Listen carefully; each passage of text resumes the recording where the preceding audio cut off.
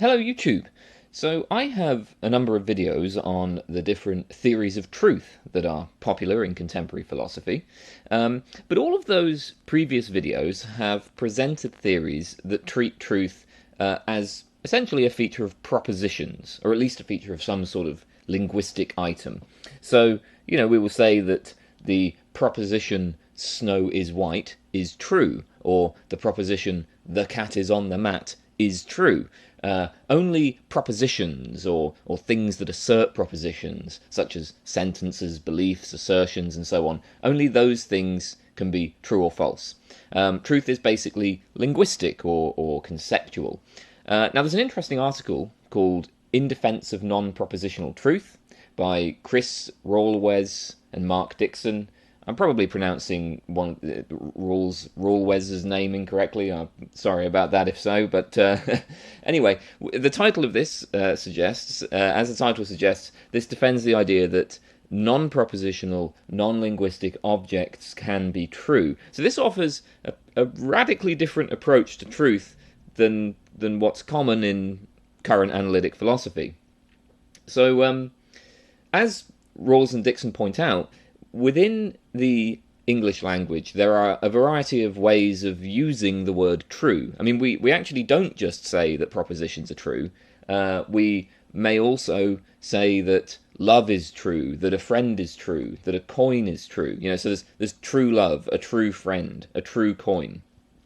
Now, most philosophers will generally assume that these non-propositional uses of the word true are sort of beside the point, right? Like when we're constructing a theory of truth in philosophy, we don't need to account for them.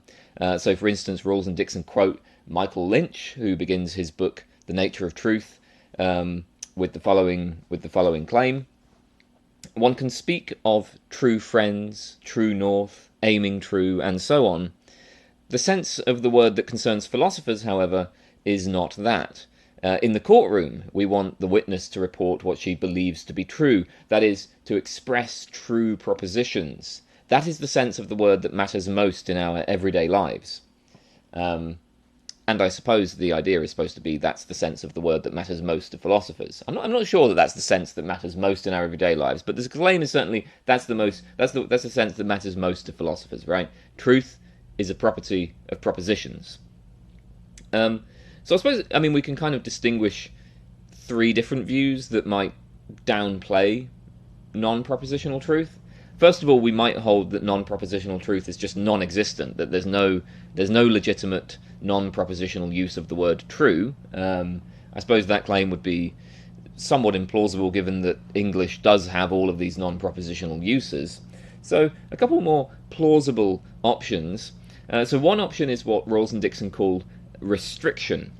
According to restriction, the only philosophically important use of the word true is as a predicate or attribute ascribed to propositional content, or that which has such content, such as sentences, utterances, beliefs, judgments, statements.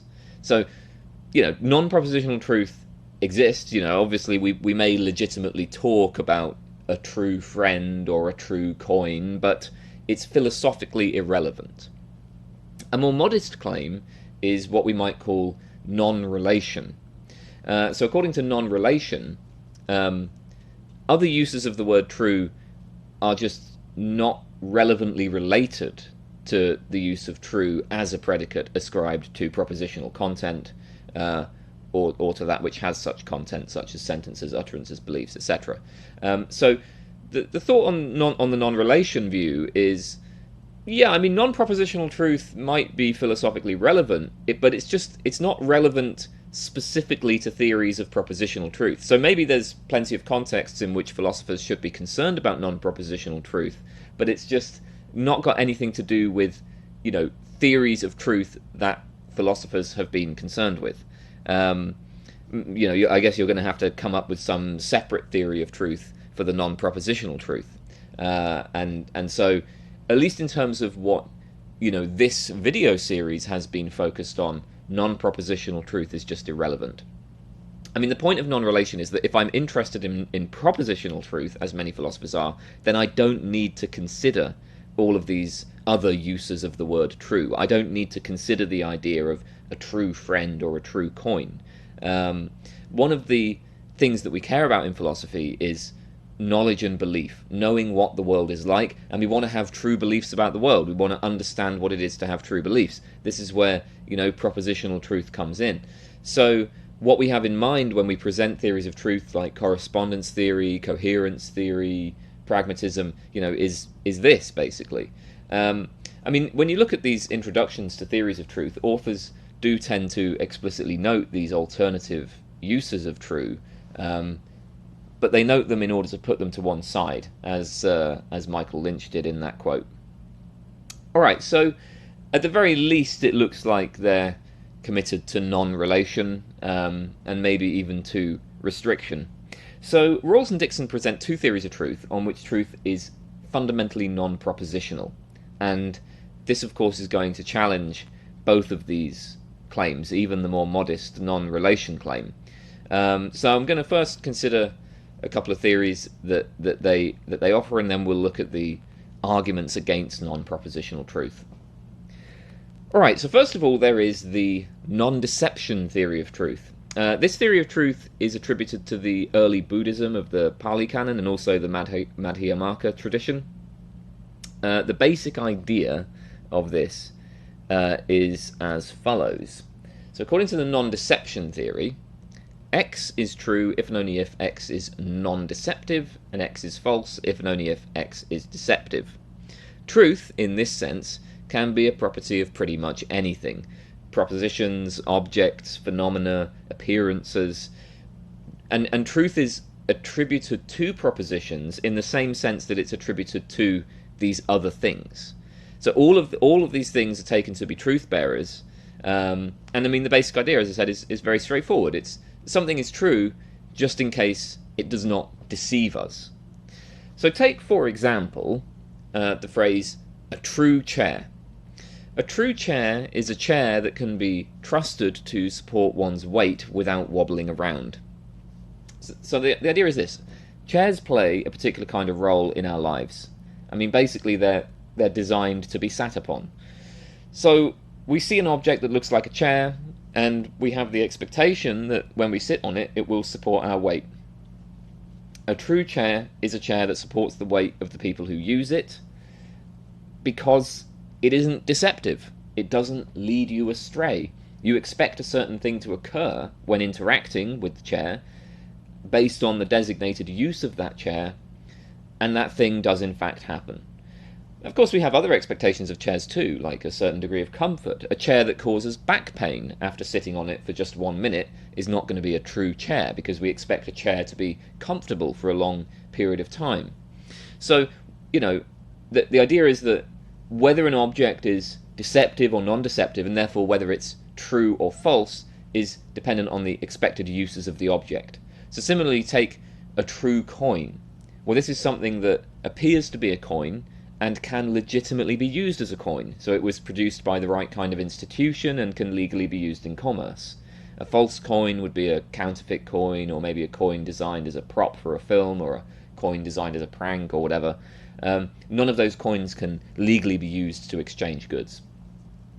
So the idea from the Buddhists, at least, and this is as Rahlwes and Dickson put it, is they say, social conventions establish objects by their function as they relate to the experiencer.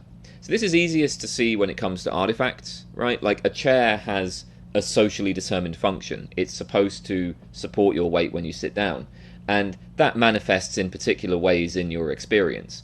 There's certain experiences that you expect to have on interacting with a chair. Something may appear to serve this function. So it may be that something is classifiable as a chair because of its appearance, right? Like it has the right look. It has, the 4 legs and, the back and the thing to sit on and everything. It has the right look, but then it fails, right? Like it just can't support any weight. So it's not a true chair. It's classified as a chair because it appears to serve the relevant function, but then it fails to serve that function. It's not a true chair. Now, on the Buddhist view, all phenomena, even supposedly natural phenomena, are distinguished on the basis of some sort of socially determined function. One way to put this is there aren't really any natural kinds. We make up the kinds. So, for instance, one of the central socially determined functions of water is to quench one's thirst, and that function is of pretty significant importance in most contexts because it relates to our very survival. So, we determine that something is water on the basis of various appearances. So I see this liquid coming out of the tap. It's clear. It's odorless. It has the right sort of viscosity and so on. And so okay, that's water. And then I'm expecting, all right, when I drink it, it's going to quench my thirst. But then I drink it and I find out that it's salt water. It fails the central function, so it's not true water.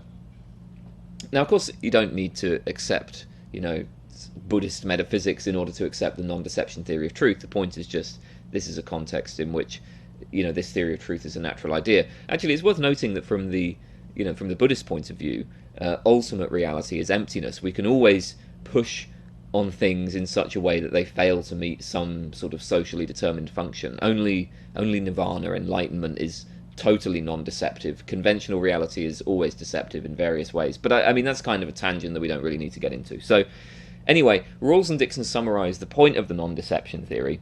Phenomena or objects are true when they function correctly on an epistemically informed social understanding.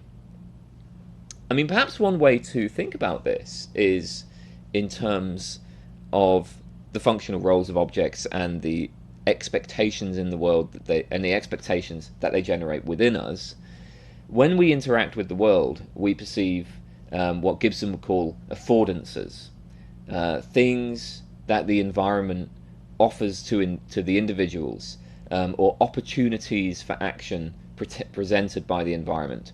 So, like when I look at a door, I see the doorknob. And the doorknob is shaped in such a way to suggest that I could grasp and turn it. Like the actual shape of a doorknob fits my hand, and it has a shape that suggests grasping and turning. So a doorknob affords twisting and thereby opening a door. Like a doorknob is almost like a sign that lets you know that you can open the door with this tool. Now suppose that the doorknob was placed much higher on the door, out of easy reach. Well, then it would no longer afford the same opportunity for interaction.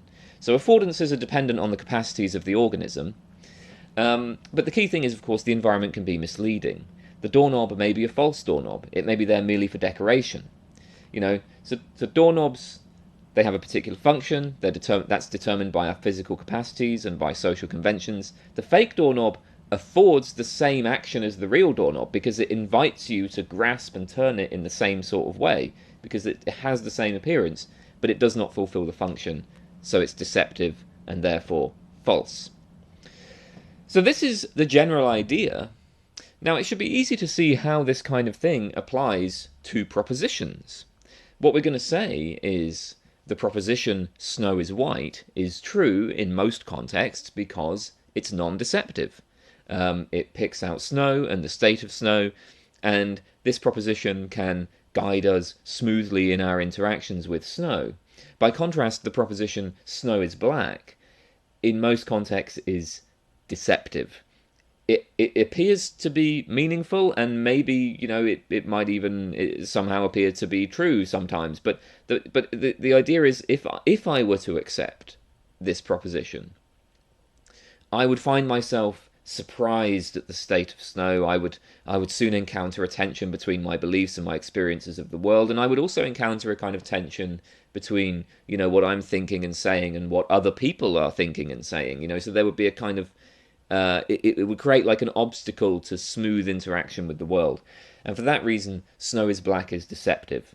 So the point is, we have a single unified idea of truth, where this idea of truth is a property of both propositions and all sorts of non-propositional objects. I mean, this theory of truth can apply to everything. So that's the idea. I should note, incidentally, that this example of, snow is white, snow is black, raises something of a challenge, or perhaps it's not so much a challenge, but just a different perspective from the standard theories of truth. Because here's the thing. There are many situations in which snow actually does appear to be black. I mean, most notably at night. Much of the time that snow exists, snow is black, or at least it would look black to us. Of course, snow can take on an endless variety of colours depending on the circumstances. It may look white or black or blue or red. So, on if you accept a kind of more standard theory of truth, it looks like what you really should say is that the proposition "snow is white" is strictly speaking false. It's only white sometimes. Now, one key feature of the non-deception theory of truth is that we don't need to take it that propositions are in any sense, mirroring the world. When we say sentences like "snow is white," this statement comes with a great deal of background contextual understanding, such as how whiteness manifests during night. So, we kind of have this background understanding that, a white thing may look black or maybe even just be black in certain situations, such as at night. The belief that snow is white is not actually incompatible with the belief that snow is black at night. And most people hold both beliefs without any kind of conflict or problems. Because here's the thing, they're not deceived by their belief that snow is white, so it's true. They're not deceived by the belief that snow is black at night, so that's true too. So, I mean, the non-deception theory here might be more open to something like dialetheism, the view that there are true contradictions. Maybe there can be true propositions with contradictory content, but it need not be the case that either of them is deceptive. The defender of the non-deception theory doesn't have to say this, but I'm just sort of pointing out, there's a way of looking at this where, on the non-deception theory, that kind of view might actually be quite natural. So that's one point to consider. All right, just a quick advert. If you want to support the channel, I do have a Patreon.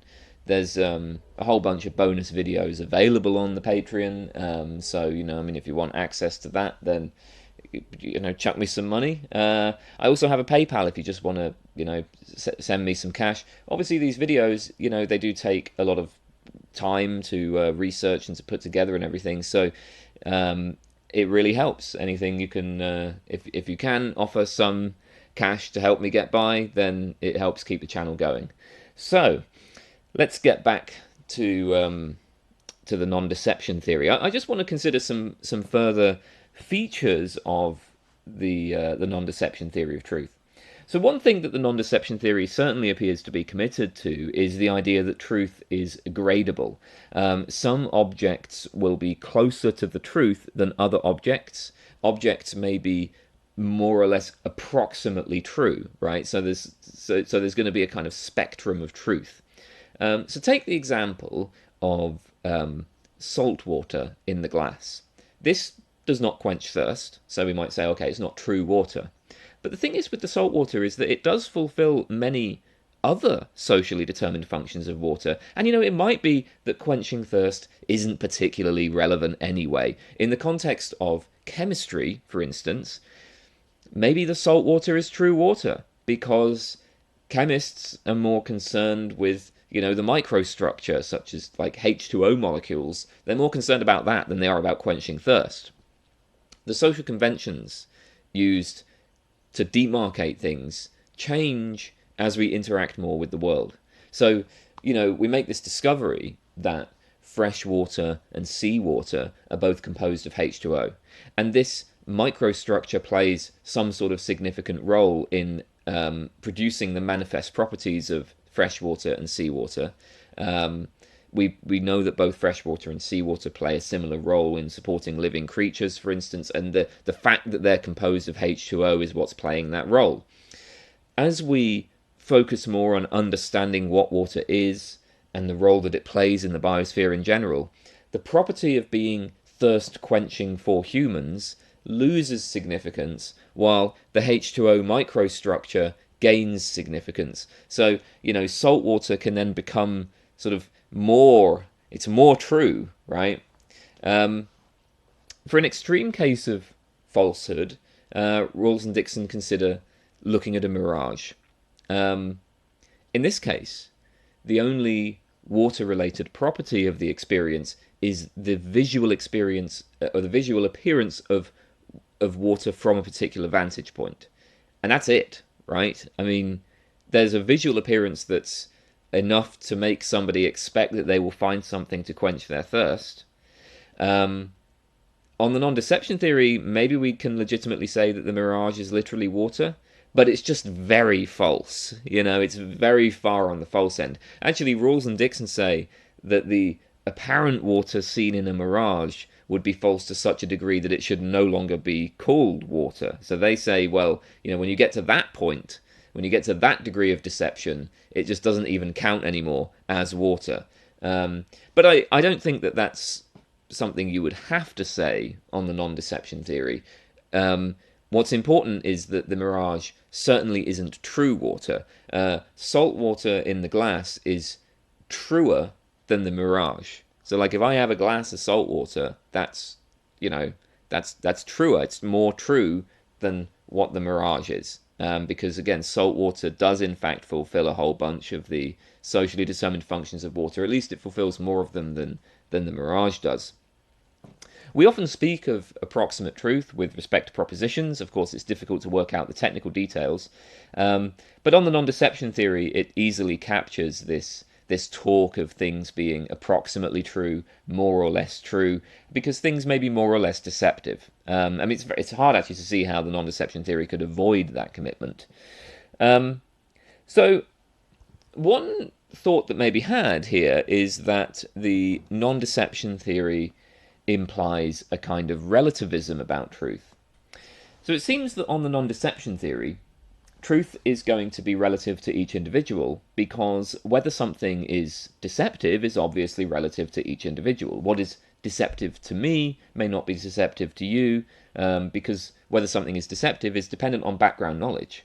I mean, not everybody is going to be deceived by a mirage. Indeed, for a person who's very familiar with mirages, you might actually start to notice that there are, in fact, differences between seeing a mirage and seeing water from a distance. Like, I'm sure that with the right kind of visual skills, a mirage would no longer even look like water. You'd just be able to look at it and be like, oh, that's a mirage, right? That's not what, a genuine lake at that distance would look like.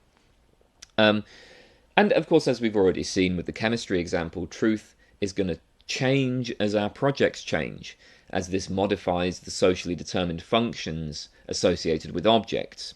So to bring out this kind of relativism clearly, consider two people interacting with a fake doorknob. Sienna has built a doorway as part of a theatre set, and she understands that it's part of the set, so she has no expectations that the doorknob will open the door. She just sees it as part of the set, so the doorway doesn't even afford the possibility of opening. Pearl, by contrast, has just visited the stage and assumes that this is a doorway to a different part of the theatre. So the doorway is non-deceptive to Sienna, but deceptive to Pearl. So it seems the doorway is true for Sienna and false for Pearl. So it looks like we have a pretty straightforward kind of relativism here. Now, a lot of philosophers are scared of relativism, so, we need to consider whether they should be scared of this kind of relativism. Is this a kind of relativism that we need to hide under the covers when we see it coming? Well, probably not. I mean, I think it could be argued that there's still a kind of objectivity available here. I mean, the thought would be, look, if Pearl had been in Sienna's position, if Pearl had learned what Sienna already knows, then the doorway would not have been deceptive to Pearl, so would have been true for Pearl. The doorway is false for Pearl because Pearl lacks knowledge. But this is knowledge that we might expect anybody who is using the building should have. I mean, people should be made aware if the doorway is a fake stage prop. And certainly we can easily teach Pearl these facts, so we can ensure that she's no longer deceived. I mean, there's a sense in which, once everybody has been made aware of the sort of facts that are relevant for the kind of environment they're in, then you start to see maybe not total convergence, but much more convergence in terms of what's going to be deceptive to one person versus deceptive to another. So the relativism sort of gets tranquilized a little bit. So maybe we don't need to hide under the covers, and we can just live with this degree of relativism. and maybe we need to give it a different name. We'll call it something else. Maybe start calling it contextualism or something instead of using scary words like relativism. Anyway, I want to also note a couple of connections between the non-deception theory and a couple of other ideas. First of all, conversational implicature. So a distinction is sometimes drawn between what a statement explicitly asserts and what it merely implicates. This idea comes from Paul Grice. So here's a classic example. Verity says to Delia, "I'm out of petrol." And Delia responds, "Well, there's a petrol station just around the corner." Okay, so the thought is this. All that Delia has asserted here is the location of a petrol station. And on, the standard view of truth, her statement is going to be true, provided there is, in fact, a petrol station at that location. But Delia's statement implicates that the petrol station is open, or at least that she believes that the petrol station is open. After all, if the petrol station were closed, then the location of the station is irrelevant given that the context that Verity's looking for petrol. Like, when Verity says, "I'm out of petrol," right, what she's really doing, she actually is implicating something too. She's implicating, look, I want to buy some petrol. I need some petrol for my car, right? And when Delia responds, "There's a petrol station around the corner," given the conversational context, that also kind of carries this additional meaning. It's not asserted, it's not literally asserted, it's not part of the literal semantic content of the statement, but it has this additional meaning that the petrol station will be open and Verity will be able to buy petrol there. So, the standard way of looking at this is, if the petrol station is closed, and Delia knows that the station is closed, she has asserted something true. She's stated a true claim that the petrol station is around the corner, but she's implicated something false. Her statement is misleading, but it's still technically true. Now, it's not so clear that on the non-deception theory, we're going to have the same sort of view of what's going on here. Because on the non-deception theory, it's not clear that we will say that Delia has asserted something true. It actually just looks like what she said is literally false, right? Because when she says this statement, "There's a petrol station around the corner," that's clearly deceptive, and it's therefore false in an important respect. The issue is, while there might be something around the corner that appears as a petrol station, in context it's not a true petrol station because it doesn't serve the contextually, socially determined function of a petrol station being the place where you buy petrol, right? Like, if the petrol station is closed, I can't buy petrol there, so it's not going to count as a true petrol station in that context, because that's obviously the function that matters here. So actually, the proposition "there's a petrol station around the corner" is just not true. Even if you interpret it like literally as a claim about the location of a petrol station, it just isn't true. It isn't true because it's not a true petrol station. So we don't need any distinction here between what is asserted and what is implicated. Even if you just take what's asserted, Delia's statement is false. So maybe you don't need this distinction in the same sort of way. On the other hand, if you consider a statement like, "When Barbara heard the rumour, she exploded," well, we know that people do not literally explode, so we assign a different meaning, namely that Barbara became angry. Again, on the standard view, the statement is literally false but implicates something true. The non-deception theory, on the other hand, well, we have this understanding that people don't literally explode, in the sense they don't suddenly burst outward in a ball of fire, so the statement is not deceptive. So maybe you just say it's straightforwardly true. But it might be that, theories of conversational implicature, perhaps that whole distinction is just not necessary on the non-deception theory. I think also the non-deception theory has potentially interesting applications to generic generalizations. So consider statements such as dogs have 4 legs, or ducks lay eggs, or sperm fertilize eggs. So the statement dogs have 4 legs is true, despite the fact that some dogs do not have 4 legs. Ducks lay eggs is true, even though it applies only to some of the adult members of one sex. Sperm fertilize eggs is true, but actually only a tiny minority of sperm fertilize eggs. So we have a rather odd situation here, where the statement sperm fertilize eggs is true, but the statement sperm usually fertilize eggs is clearly false. What's going on here? So these sorts of statements are called generic generalizations, and there's a great deal of debate about how generic generalizations should be analysed. Now, one view you could have is that, contrary to our initial inclinations, none of these statements are true after all. But then, of course, we'd have to account for why we're initially inclined to regard them as true. But I want to point out, on the non-deception theory, it really does kind of look like there's no deep mystery here, right? The statement dogs have 4 legs is true because it's non-deceptive.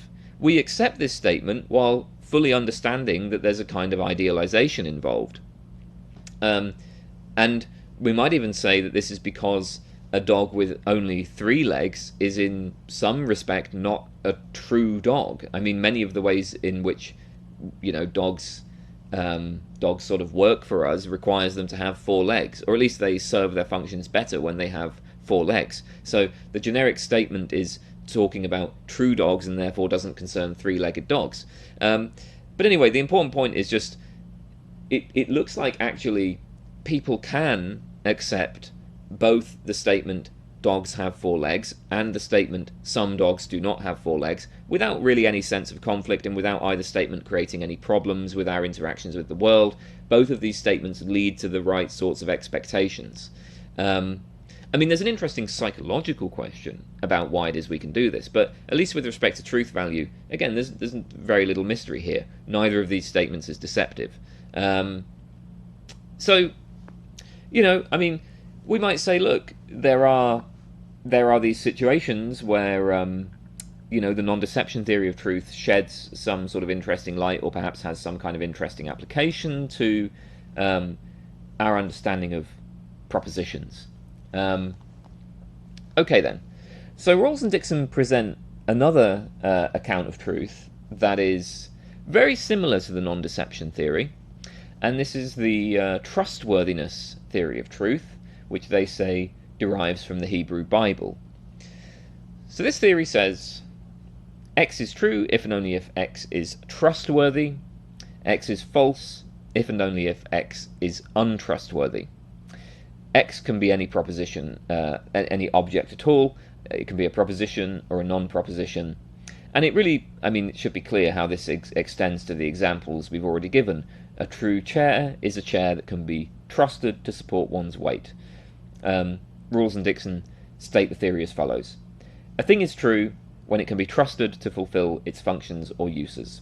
So on their interpretation, it need not be demonstrated that the chair actually does do this. A chair can be true even if nobody has ever actually sat on it. It's just as long as the chair is actually trustworthy. Or if you take a proposition like snow is white, this can be trusted in your dealings with the world. It leads you to form the right sort of expectations about what you find when you encounter snow.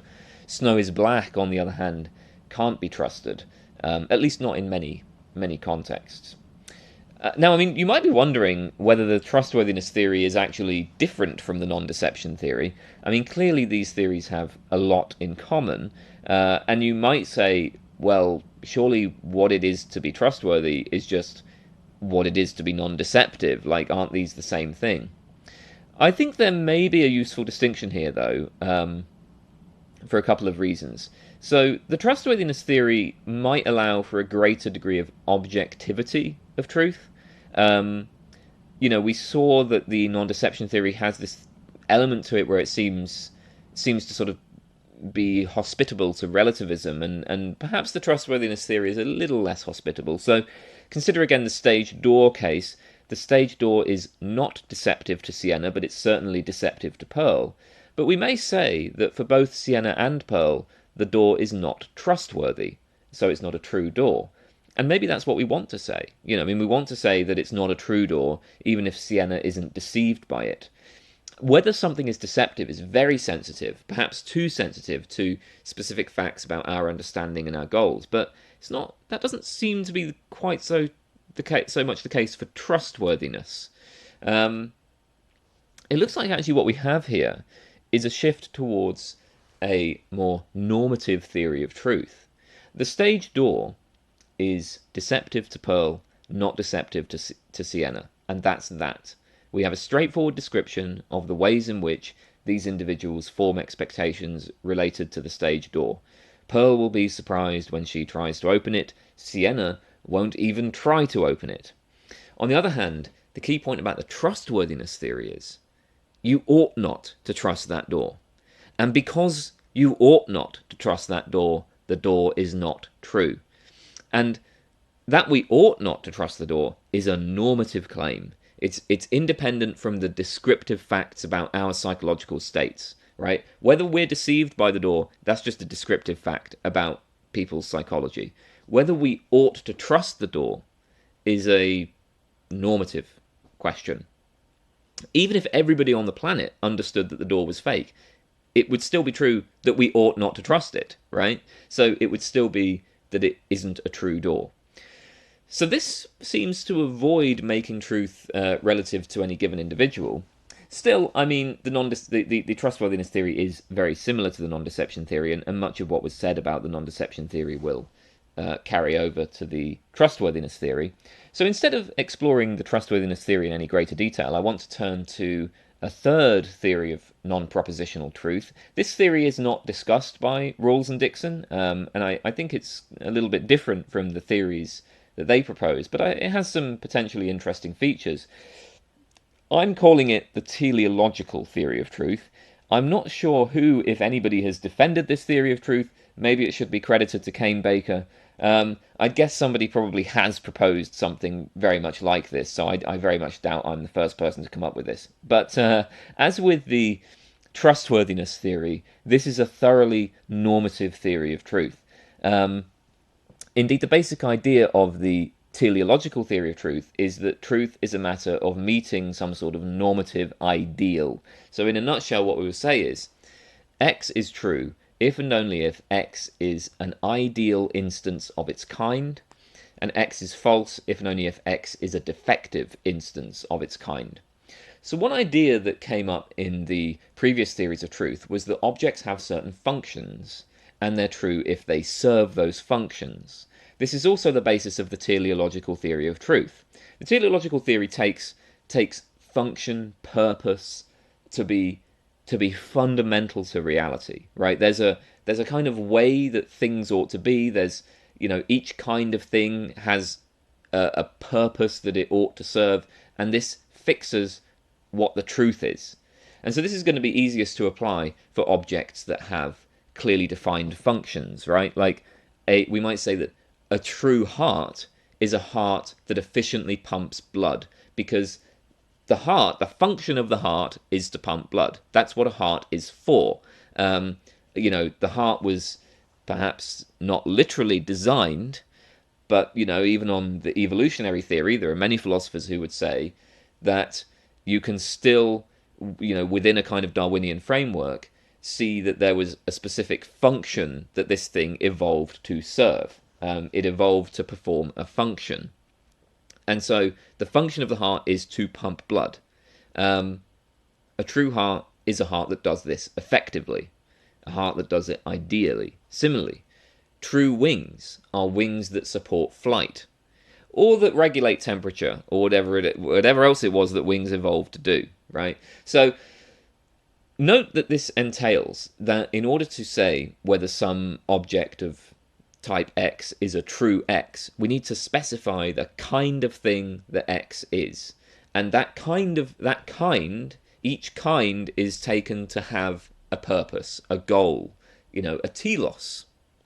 But crucially, we might say that on the teleological theory, there's no such thing as something being true, period. Something can only be a true such and such, right? So it's not so much that a heart is true, period. That when you look at a heart, when you take that object, the point is it's a true heart, because a heart is something that has this specially defined function, this specially defined purpose, and this object is serving that purpose correctly. So this theory is going to naturally extend to speech acts. Like if I hit my hand with a hammer and I scream like, ah, right? Well, what's going on there is the purpose of this is to express pain. And it succeeds at doing so. So it's true, right? It's a true expression of pain. Or consider something like an act of naming, right? Let's say that, there's a ship in the dockyard and I say, I dub this ship the Purlington. Well, this only succeeds as an act of naming in very specific conditions. I need to have the right kind of relation to the ship. I need to own the ship. Otherwise, the act of naming is false. Of course, if you take this literally as a report of what you're doing, like when I say, I dub this ship the Purlington, ordinarily you might say, I don't know, it's maybe neither true nor false, or it's just always going to be true. But again, on this kind of theory, no, like there's a specific function, purpose that's being served by this statement. And whether this statement serves that purpose effectively is going to be dependent on, you meeting certain specific conditions, like owning the ship legally. Or consider commands, right? The statement of a command presupposes the possibility of fulfilling the command. When I say, please pass the salt, this is true if there is, in fact, salt. And I am in a context where it makes sense to request that the salt be passed. For instance, if there's another person who is capable of passing the salt. Otherwise, it's false.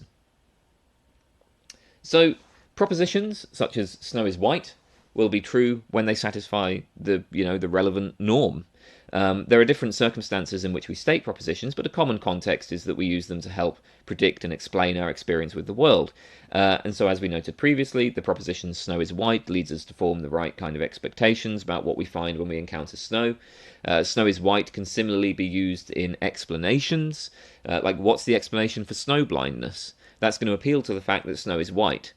Now, of course, snow, in fact, has many colours, as we said, any colour at all, really, depending on the context. But in most circumstances, it's not particularly useful to say snow is blue, or snow is black, or snow is red. That's going to introduce needless complexity, so it would violate norms of conversation and norms of inquiry to rattle off propositions like that. A proposition counts as true when it is ideal given the norms of the conversation or the norms of the inquiry. Actually, it's worth noting an interesting connection to like pragmatism here. As we saw in the pragmatist video, Peirce's view that a proposition is that a proposition is true just in case it would be accepted at the ideal end of inquiry if inquiry were to continue for as long as possible. So he's defining truth in terms of what we would say in ideal circumstances. Certain propositions force themselves onto our minds, and there may be different reasons for this. But we got to look at those propositions that are kind of forced upon us in these ideal circumstances, and that's pretty similar to what the teleological theory is going to say about propositional truth. But of course, the teleological theory just generalizes this beyond propositions. So we might think that this sort of Peircean, propositions true, ideal end of inquiry kind of idea is getting at something, but is only getting a small aspect of what truth is, and that actually this truth as ideal can apply to things other than propositions. Okay, so arguably the teleological theory avoids the relativism of the nondeception theory. Recall again the stage door example. Given the kind of thing that this door is, namely a prop for a stage, actually it isn't defective at all. So, in fact, that door is true. Indeed, the very fact that it might appear to be a real door, the very fact that it can deceive people in this way, is exactly part of what allows it to serve its function so well. It's a true prop door, and as such, it's true for Sienna and true for Pearl. Maybe Pearl doesn't realize that the door is true, but that's because Pearl is mistaken about the kind of thing that it is.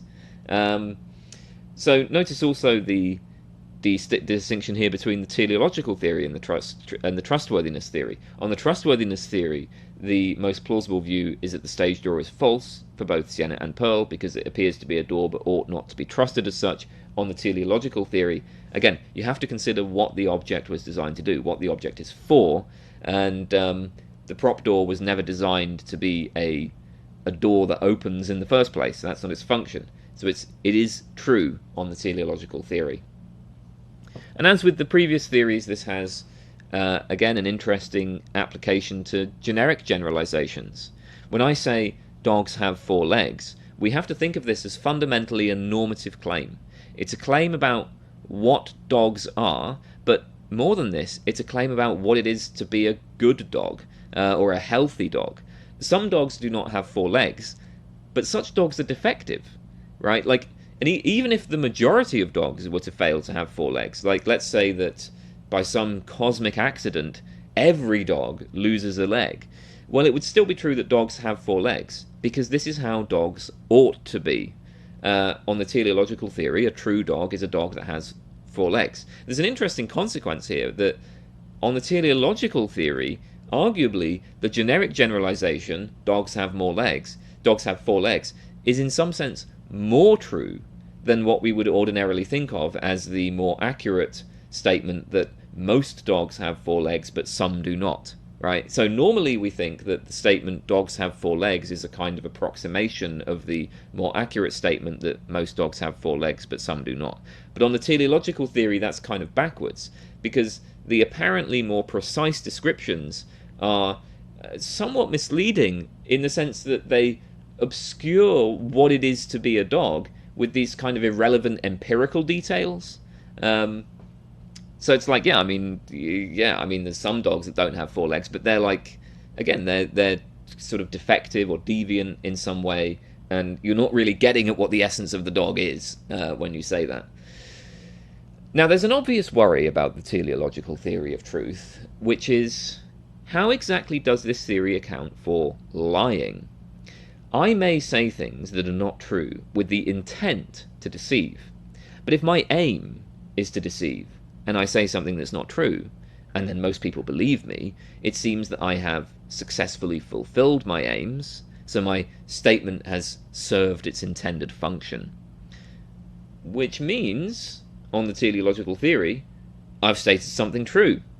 So, when I say that I did not steal the cookies, well, as long as everyone believes I didn't steal the cookies, my statement's true, even though I know that I actually did steal the cookies. My statement's true because it serves my aim, it serves the function, right? So, in response to this, I think that I suppose a kind of obvious move for the defender of a teleological theory is to look at this in terms of, when we assess the truth of statements, propositions, we're assessing it in terms of the aims and norms of social interaction. The teleological theory accepts this explicitly normative view of reality, right? And generally speaking, lying is bad. A lie may fulfill your personal aims, but frustrate other more important aims. So I mean, think about like a Kantian point of view of this. The Kantian would say, look, a convention where everybody lies whenever it would benefit them would be self-undermining, because in a world where people lie whenever it would benefit them, nobody would trust anything anyone says, and that would mean that a lie could never work. It could never convince anyone, because in order for a lie to work, people have to trust you. So there's a kind of self-undermining thing going on when you lie. And so if you have a view like that, then you're going to think that, okay, lying is a bad thing, right? Lying, it may in some sense serve your personal aims, but it's certainly going to violate these more general norms of conversation, norms of interaction, and your kind of ethical responsibilities. And perhaps it also is going to, even if you think it serves your personal aims, well, maybe it doesn't. I mean, maybe your sort of personal aims are actually like tied up in some kind of way with with what these more general norms are, right? The idea that a person can just act completely in their own self-interest without concern for anyone else is something that is at least somewhat controversial among, so you might actually just reject that idea and say, no, I mean, like, we are all sort of social beings and our fates are intertwined, right? And maybe what it is to be a person, to be a self, is constituted by our interactions with others, and etc., right?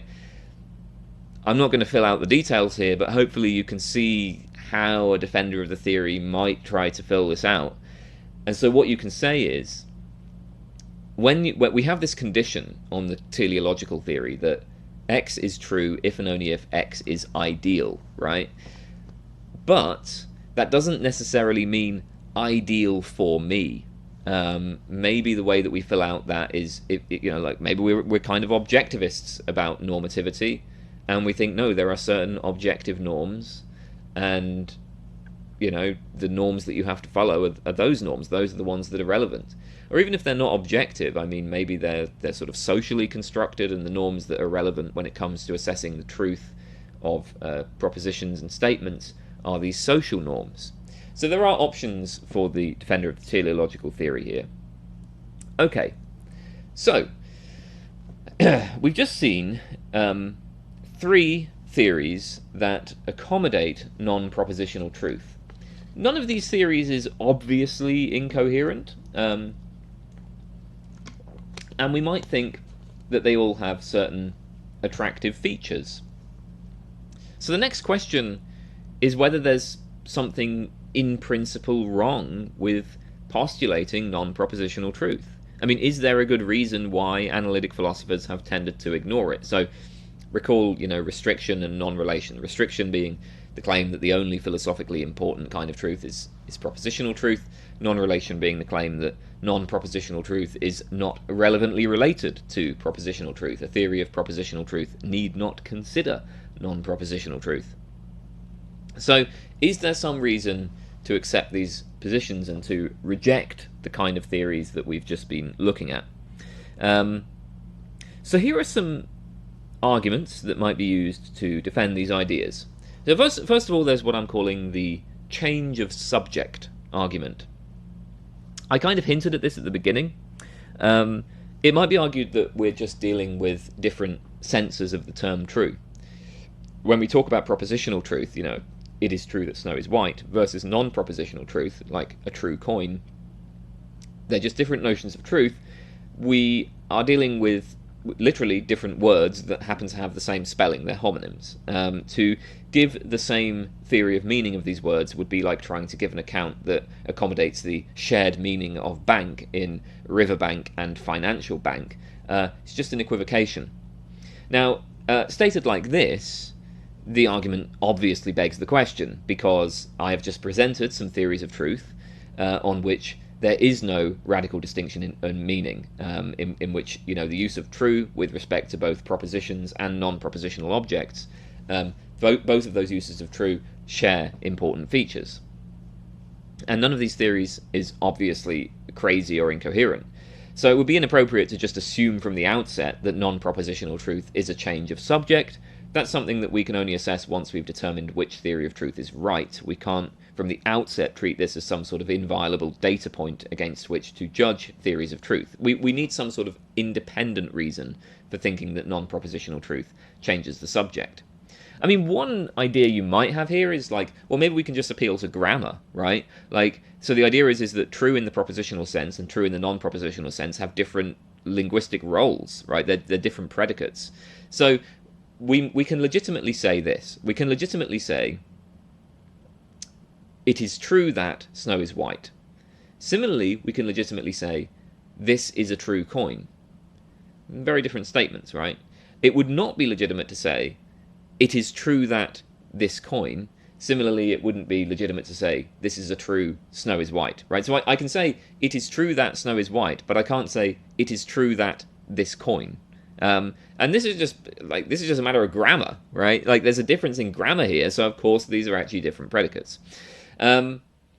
Now, I mean, of course, it may be that the difference here is actually not so great, because just as I may say that this is a true coin, I can say this is a true proposition.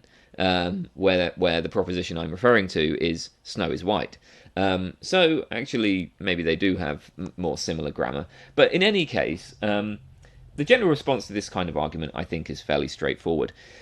Even if these grammatical differences can be identified, this could just be an idiosyncrasy of the English language. What we're interested in here is in the property that we're picking out with the word true. We're not ultimately interested in how English speakers use the word true or the rules of the word true in English. I mean, the difference in grammar may be explained by the fact that in one case we're stating a proposition, and in the other case we're referring to an object. So what's going on with the sentence, "This is a true coin," is that the word true modifies a noun, whereas the sentence, "Snow is white," is not a noun, so naturally you can't just substitute this for the word coin. But all this shows is that English grammar tracks a difference between, propositions and other objects, nouns and other things. That's what's going on there. It doesn't follow that there's any deep difference with respect to like the property of truth when it comes to propositions, and the property of truth when it comes to objects. And anyway, of course, different languages are going to have different grammars here. So, I mean, it seems very unlikely that any idiosyncrasy of English grammar is going to be replicated across all the other languages. All right, so another argument is the reducibility argument. Okay, according to this argument, language about non-propositional truth is derivative from language about propositional truth. The basic idea is that when I talk of true gold or a true friend, really I'm expressing implicit propositions. So verity is a true friend means something like, the sets of propositions, right? Verity is my friend. Verity often helps me out when I'm in need. If I tell Verity a secret, she keeps it in confidence, and so on. And those propositions are true or false in the standard sense. So these are just propositions that are true or false. So that phrase "true friend" can be kind of decomposed into these propositions, and we can always translate non-propositional truth into sets of propositions like this. We can eliminate the non-propositional use of true. This kind of move might be favoured by a sort of simplicity style argument, appeal to Occam's razor. So the idea is, look, all of the content of non-propositional truth can be restated in propositional form, and we should favour a simpler semantic theory that does not postulate more types of truth than are required to explain the data. I'm slightly modifying Rahlwes and Dickson's statement of the reducibility argument. They have a kind of version of this argument. I'm putting it in slightly different terms. So, premise 1, there are various contexts where a propositional sense of truth is required. Premise 2, if a sense of truth is reducible to another, more literal sense of truth, then this less literal sense is not philosophically important. Premise 3, non-propositional senses of truth are reducible to propositional senses of truth. Conclusion, so non-propositional senses of truth are not philosophically important. Does this work? Well, first of all, again, as stated, stated like this, the argument is question begging because it assumes that the truth theories on offer above are just off the table, right? Like, obviously, if we accept any of the truth theories that I presented earlier, then we will say that, in fact, it's propositional truth that is reducible to non-propositional truth. The truth of a proposition can be cashed out in terms of properties that are shared by non-propositional objects. And indeed, like the truth of propositions is just a kind of derivative special case of this kind of truth. So the critic of non-propositional truth will again need to give some further reason why we have to treat it as reducible to propositional truth. Here's one idea about this, right? So one idea is, a key point about propositional truth is that it has been incorporated into formal logic. Propositional truth is simple, well-behaved. It's subject to logical analysis that has provided a great deal of clarity about how it works. For instance, propositional truth obeys the T schema. P is true if and only if P. certainly, it looks like we would have to give up the T schema if we get on board with these non-propositional theories. It wouldn't make sense to say, coin is true if and only if coin, right? Similarly, formal logic has revealed patterns of truth preservation for propositional truth. And propositional truth has a variety of formal applications, such as the truth conditional theories of meaning. And this is why we should favour reducing non-propositional truth to propositional truth. Propositional truth just performs better in terms of sort of, I don't know, theoretical virtues, whatever. I do wonder, though, whether propositional truth really is so much better behaved. I mean, for one thing, it's not so obvious that the truth values in logic have to be interpreted in terms of propositional truth. Truth values in logic are assigned to propositions, but as we saw, even on theories that allow, even on these non-propositional theories, the truth property can be assigned to propositions. In fact, all three of the theories we looked at allow you to assign a truth property to propositions. So suppose then that we just take the truth values in logic and, we interpret them as follows. We just say we have the value non-deceptive and the value deceptive, and then we take non-deceptive as the designated value. Well, you can then it seems like you can just have, you can set up the truth tables in the same way you always did before, right? I mean, here are the truth tables for the logical connectives. This is just the same. It's doing the same thing as true and false, right? We just use non-deceptive and deceptive and plug those in to do the same thing as what true and false were doing. And of course, on this kind of view, it actually would just be true and false, right? But I'm just saying there's an interpretation. The truth tables in themselves do not fix what our interpretation of truth is the point. Clearly, you can take true and interpret that to mean non-deceptive, or you can take false and interpret that to mean deceptive, and you can set up the truth tables in the same way. In any case, one thing that's worth bearing in mind here is that non-propositional truth has not been developed in any detail in contemporary philosophy. It's hardly surprising that we have, sophisticated formal theories of propositional truth, given that that's where all of our effort has been directed. So it's kind of just premature to dismiss non-propositional truth for this reason. I mean, one might say, okay, well, let's give it, like 50 years of people, like maybe there can be some sort of truth conditional theory of meaning that employs some sort of non-propositional truth theory for that purpose, and then we're going to have like some really sophisticated theory that we get out of that. Let's see what happens, right? A second issue with the reducibility argument is that even if non-propositional truth is reducible to propositional truth, it's not obvious that non-propositional truth is not philosophically important. So I just got to take a drink. I suppose a professional YouTuber would edit this kind of thing out, but I don't care. All right, so second issue with the reducibility argument is that even if non-propositional truth is reducible to propositional truth, it's not obvious that non-propositional truth is not philosophically important. For one thing, any theory of propositional truth is going to have to make sense of the derivative non-propositional truth. It's going to have to allow for a kind of non-propositional truth that reduces to propositional truth, and that imposes a significant constraint on your truth theory. So by analogy, suppose you are a physicalist who says that qualia are reducible to physical states. Well, that claim imposes a significant constraint on your theory of mind, which is not going to be shared by all physicalists, because some physicalists will just deny that there are qualia, right? And so in some sense, their theory is like less constrained. Their theory of like, okay, how the brain produces the mind is going to be less constrained because they don't have to account for the reduction of qualia to brain states. So even if qualia are reducible, they are still philosophically significant.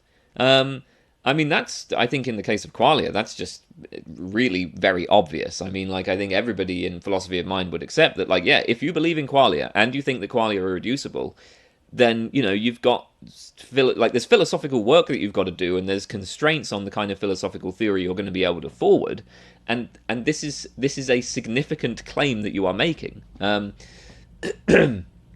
I mean, I suppose there are some people who say that qualia are like unintelligible or whatever, so maybe you wouldn't say it's significant in the sense that it means anything, but it's still like, you are at least attempting to make a commitment that's not going to be shared by the physicalist who just straight up denies qualia. So as long as we're accepting that there is non-propositional truth, if we're saying that it's reducible to propositional truth, it looks like there's actually still going to be constraints imposed on our truth theory that we have to account for. Okay, so another argument against non-propositional truth is the entailment argument, which is perhaps similar to the previous argument in that it rests on the sort of role of truth in logic. But the objection here is that non-propositional truth cannot account for entailment relations. Alright, so consider the claim, snow is white. Now recall that on the Nondeception theory of truth, we said that this is true because it is not deceptive. But it's also the case that snow is sometimes black. So we can accept that snow is white, despite accepting that snow is sometimes black. So we accept snow is white, we accept no black things are white, at least, at the same time, in the same respect, nothing is both black all over and white all over. So no black things are white. And we also accept at night, snow is black. So, snow is white, no black things are white, at night, snow is black. Alright, well now we're involved in a straightforward logical contradiction. As we saw, the non-deception theory might not be so concerned about this. The non-deception theory might say that all these statements are indeed true. And here's the thing. What we don't do on this theory is we're not going to derive the statement snow is both white and not white. So it seems like what we've committed ourselves to statements which clearly entail that snow is both white and not white, but we just don't derive that. And hasn't something just obviously gone wrong here? Clearly, snow is white, no black things are white. That logically entails snow is not black. If we're saying that at night snow is black, then we're just committed to saying that snow is not white. It's both white and not white, right? So we have an entailment here, which is just not being made. To say that snow is both white and not white would be deceptive. We don't accept that, right? But we're just refusing to kind of follow that logical entailment. So the general point is this. It may be that some proposition P logically entails Q, but that P is non-deceptive while Q is deceptive. So, P logically entails Q, but P is true while Q is false. But that's nonsensical, because to say that P entails Q is to say that it's impossible that P is true and Q is false. When P logically entails Q, the truth of P guarantees the truth of Q. And the non-deception theory doesn't accommodate this. So the problem with the non-deception theory is that it just doesn't accommodate these entailment relations. Now, in this particular case, it's not going to help much to say, well, maybe we'll develop a more sophisticated formal theory of non-propositional truth in the future, because the issue is, well, we have a counterexample on the table, right? These counterexamples reveal a fundamental difference between properties like deceptiveness and the property of truth. And no amount of, theoretical development is going to overcome that. I've framed this in terms of the deception theory, but the same argument might be made for the other theories. The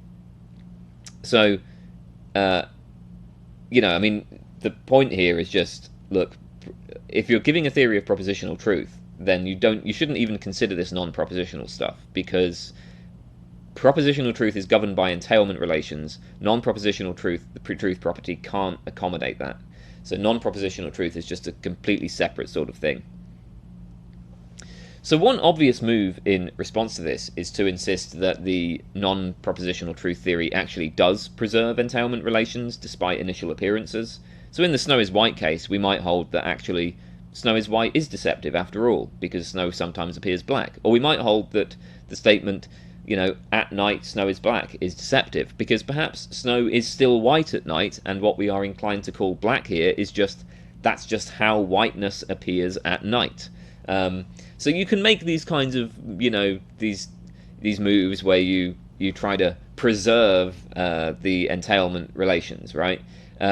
What you can always do is make these adjustments so that you don't end up counting as non-deceptive any set of statements that would entail a logical contradiction, or at least nothing where you want to say, okay, well, P entails Q, right? P is non-deceptive, Q is deceptive, right? In principle, you can always just deny that P is deceptive or deny that Q is deceptive, right? That is always going to be open to you. It may be somewhat unnatural and look somewhat ad hoc, but you could make that move. Another option, of course, is for the defender of non-propositional truth to just deny logical entailment. What they can say is that logical entailment is a kind of idealization. And there are already arguments from within the framework of propositional truth that treat logical entailment as an idealization. So you can see my videos on logical nihilism and could there be no logic, which at least purport to show that there are counterexamples to every purported law of logic, that strictly speaking no proposition ever entails another. There are various contexts where it's useful for us to talk and think as if there were entailment relations. Now, of course, this kind of position is just going to be completely unpalatable to most philosophers. So, but the point is look, there is a kind of anti-realism about logic that is independently motivated, right? It's not like this is just an ad hoc move to save the non-propositional truth theory. I mean, there are independent reasons for thinking that no, we should just be kind of anti-realists about logical entailment. We should treat it as a form of as an idealization. And of course, if you have that view, then this is just this is just not a problem.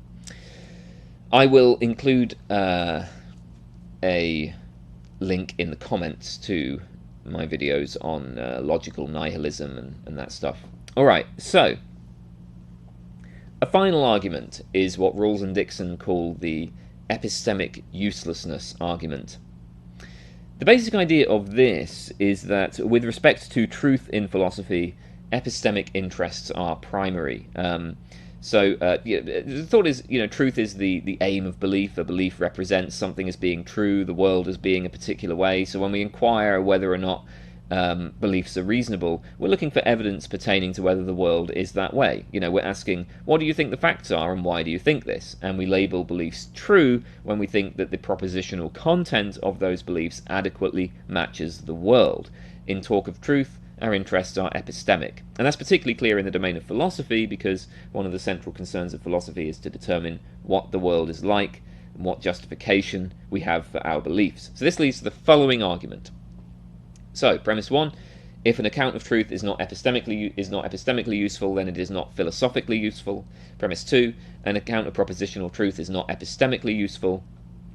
Premise 3, an account of propositional truth is therefore not philosophically useful.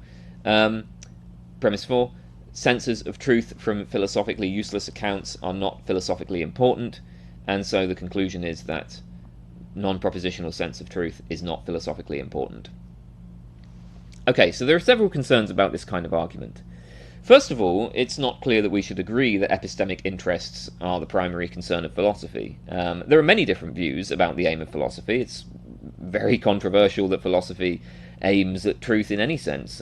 Many philosophers would say that philosophy is fundamentally concerned more with, ethical questions, such as what it is to live a good life.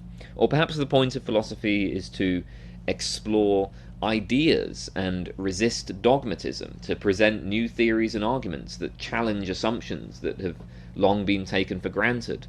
Philosophy is more about opening up new ways of thinking than settling on the truth. On either of these views, epistemic interests are subordinate to a different goal.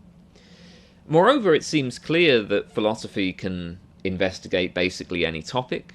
and in many cases epistemic concerns may not be fundamental in that domain. So think about philosophy of emotion, philosophy of art, the meaning of life, and so on. The fact is, even if philosophy itself is an epistemic inquiry, philosophy does not investigate only the epistemic, it investigates anything. I mean, it would be absurd to insist that since philosophy is an epistemic inquiry, therefore philosophers of emotion must only propose theories of emotion according to which emotions serve some sort of epistemic function. No, philosophers of... I just dropped my little recording device. So no, philosophers of emotion simply want to know what emotions are.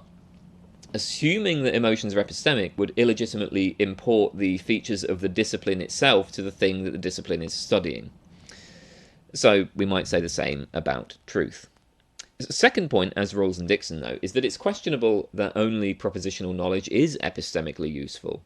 There's a distinction between knowing that, so that is, knowing that certain propositions are true, and knowing how, which refers to skills, abilities, dispositions. Knowing the truth of a set of propositions about how a bicycle works, and about how the human body interacts with the bicycle, none of that's going to confer upon me the ability to ride a bike. In order to do that, I need to physically interact with the bike in the right kind of way, training my muscles what to do. In fact, part of learning a skill or ability like this is learning not to think. Like when you initially start trying to ride a bike, you're going to be consciously attending to what your body is doing, but over time that gets pushed behind the conscious veil, and eventually you just jump on a bike without even thinking about how to do it. And if you do start thinking about how to do it, it can actually kind of throw you off, right? So knowing how to ride a bike is a distinct kind of knowledge that at face value appears to be non-propositional. Then the suggestion is, well, this knowing how content, such as knowing how to ride a bike, can literally be true, and if such content can be true, then it is epistemically useful. And of course, on the non-propositional truth theories elaborated earlier in the video, it will turn out that this content can be true, and true in just the same sense as propositional content. For instance, when I'm attempting to ride the bike, I may misjudge my own abilities. Perhaps the environment looks like it would be easy to ride in, but actually requires much more skill than I actually possess. So there's non-propositional content here that's deceptive, and therefore it counts as literally false on the deception theory of truth. When I attempt to ride a bike and everything goes smoothly, the non-propositional content is literally true. Again, if you accept one of these other theories, you're going to say no. I mean, there is non-propositional content that is epistemically useful. Right, well, that's it. That's the end of that video. I hope you found that interesting, and I will see you all next time. Goodbye for now.